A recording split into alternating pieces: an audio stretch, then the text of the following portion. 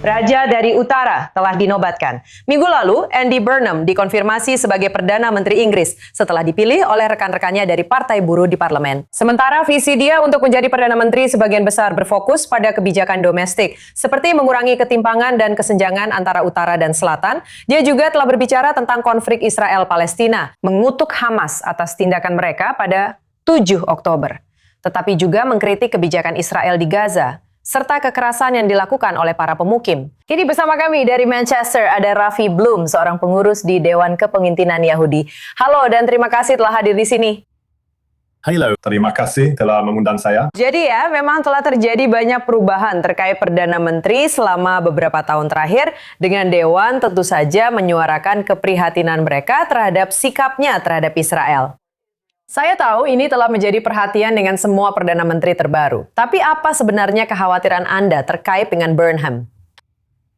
Saya rasa terkait dengan komentar Perdana Menteri Burnham tentang Israel dan Gaza, pertama-tama kami menyambut baik penegasan kembali beliau tentang toleransi nol dalam menangani antisemitisme. Dan kami juga setuju dengan beliau bahawa sangat benar jika hal itu dapat berjalan seiring dengan kritik yang sah terhadap pemerintah negara Israel. Namun masalah yang kami miliki dengan pernyataan beliau adalah bahwa meskipun beliau sempat menyinggung secara singkat tentang kengerian peristiwa 7 Oktober, mulai dari tanggal 8 Oktober dan seterusnya, beliau pada dasarnya menyalahkan Israel atas semua yang telah terjadi.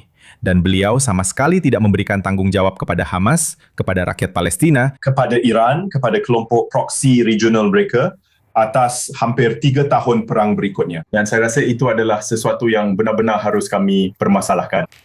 Selain itu, ketika dia muncul dalam wawancara dengan Gary Lineker, Dan Lineker mengulangi kebohongan tentang genosida itu. Perdana Menteri Burnham tidak membantah hal itu dan mengatakan sebenarnya tidak. Itu tidak benar. Dan Israel belum dinyatakan bersalah atas genosida. Jadi menurut saya, yang ingin kami tekankan kepada Perdana Menteri Burnham adalah bahawa sangat penting untuk menampilkan pandangan yang adil dan seimbang tentang konflik di Timur Tengah, kerana kata-kata memiliki konsekuensi. Dan jika Anda tidak mengakui adanya andil dan peran signifikan Hamas, Bukan hanya pada tanggal 7 Oktober tetapi juga setelahnya, maka anda memberikan dorongan kepada mereka di Inggeris yang ingin menyakiti Yahudi Inggeris kerana konflik yang terjadi di Timur Tengah. Dan saya fikir sangat penting bahawa dia menyadari bahawa itu adalah pernyataan yang telah kami sampaikan langsung kepadanya. Dan akan terus kami sampaikan. Jadi Anda sendiri pernah bekerja sama dengannya. Dia pernah menjadi wali kota Greater Manchester dan juga dalam pekerjaan Anda di bidang edukasi Holocaust. Maksud saya, seperti apa hubungan Anda dengannya? Dan mengingat Manchester dan daerah sekitarnya memiliki komunitas Yahudi yang besar, apakah dia memiliki hubungan yang baik dengan komunitas Yahudi sehingga Anda bisa percaya bahwa dia akan melakukan yang terbaik untuk melindungi semua orang sebagai Perdana Menteri? Yang bisa saya katakan tentang Andy Burnham dalam hal hubungan kerja saya dengannya, dan saya pernah bekerja sama dengannya secara dekat, baik dalam hal Badan Amal Yahudi maupun perawatan sosial. Dalam pekerjaan profesional saya, dia adalah teman yang luar biasa bagi komunitas Yahudi kami di Greater Manchester. Bantuan dan dukungan besar bagi Badan Amal Yahudi lokal kami, terutama lembaga sosial yang merawat begitu banyak orang di komunitas kami yang membutuhkan dan rentan. Dan saya bekerja erat dengannya dalam edukasi Holocaust di organisasi saya. Di Fed, kami memiliki proyek bernama My Voice, yang merekam seluruh kisah hidup para penyintas Holocaust dan pengungsi yang menetap di Greater Manchester dan wilayah Barat Laut, dan sekarang juga di seluruh negeri. Dan Andy Burnham adalah pendukung besar, datang ke banyak acara dan berteman dengan banyak penyintas yang menjadi pencerita kisah kami. Salah satunya Ike Altman, yang seperti ayah kedua bagi saya dan yang juga menjadi sangat dekat dengan Andy Burnham, membawanya untuk berbicara di Everton Football Club yang sangat dicintainya, yang menurut saya akan dikatakan sebagai salah satu momen terbaik dalam hidupnya atas nama Andy Burnham. Jadi dia sangat terlibat dalam edukasi tentang Holocaust. dia pernah mengatakan bahwa buku-buku kami seharusnya ada di setiap sekolah di negara ini. Jadi menurut saya, apa yang bisa saya katakan kepadanya tentang hubungannya dengan komunitas Yahudi, berdasarkan pengalaman saya adalah bahawa hubungannya sangat baik. Dia adalah seorang teman bagi komunitas kami. Dia adalah pendukung besar pendidikan tentang Holocaust. Dan menurut saya, yang penting bagi komunitas kita sekarang adalah bahawa kita harus menyikapi fakta bahawa dia adalah pendukung komunitas kita. Dia telah mengatakan bahawa dia ingin menerapkan pendekatan tanpa toleransi terhadap rasisme anti-Yahudi. Dan pada saat yang sama, kami menyadari bahawa komentarnya tentang Israel bermasalah. Komentar-komentar itu tidak akurat. Komentar-komentar itu berat sebelah dan perlu dipertanyakan. Dan itulah jalan yang akan kami tempuh sebagai pimpinan komunitas Yahudi di Inggris Raya. Jadi Anda tahu, mengingat dikotomi ini jelas Israel sangat penting bagi komunitas Yahudi di Inggris, khususnya di Manchester. Tapi mengingat bahwa dia memang memiliki hubungan yang baik dan dekat lebih dari sekedar kata-kata, jelas dia memiliki hubungan yang sangat dekat.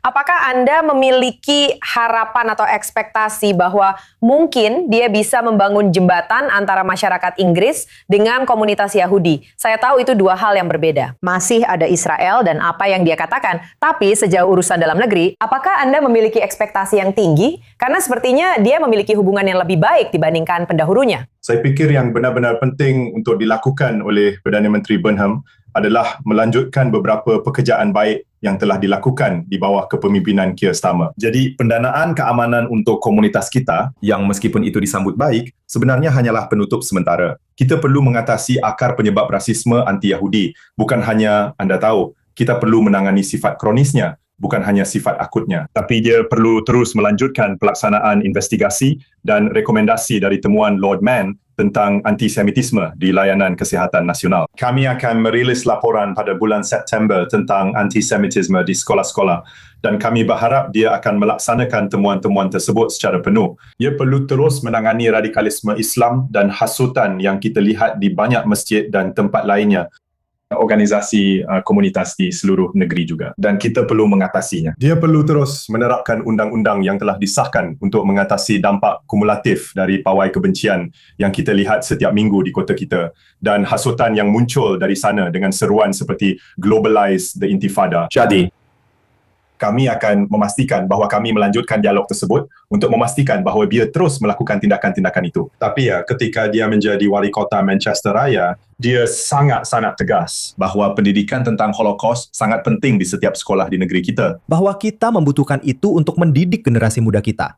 Tentang kengerian Holocaust, tentang penyebab Holocaust, tentang bagaimana kata-kata berubah menjadi tindakan, dan menjadi pembunuhan terhadap orang Yahudi. Jadi kami berharap dia akan lakukan itu, dia akan melanjutkan itu. Tentu saja dia harus melanjutkan itu demi keselamatan komunitas Yahudi Inggris. Dan pada saat yang sama, kami akan terus melakukan dialog yang tegas dan jujur dengannya tentang pandangannya mengenai Israel dan konflik di Timur Tengah.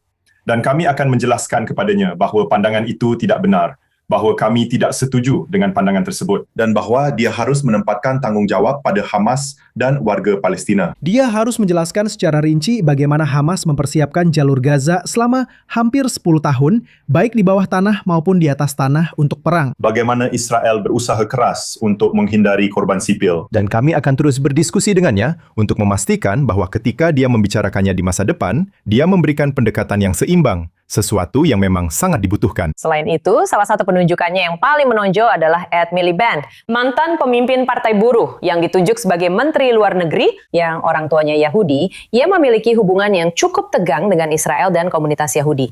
Menurutmu, apa yang bisa ia bawa? Dan apakah kamu optimis bahwa hal ini akan relevan untuk posisinya sekarang?